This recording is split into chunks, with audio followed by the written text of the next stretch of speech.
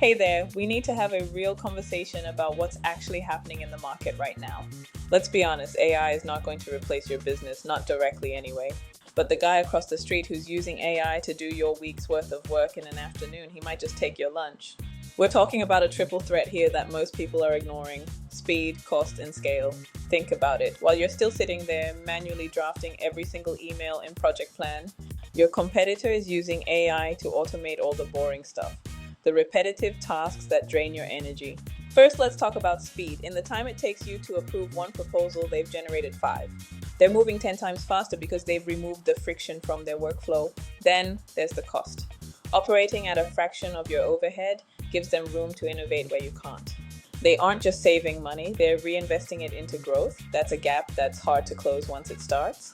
And finally, scale. They're reaching more people than you ever could with a traditional manual team.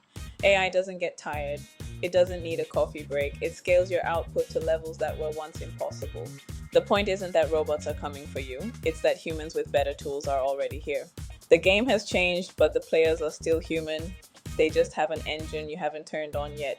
You don't need to fear the tech. You need to fear staying exactly where you are while the world moves on.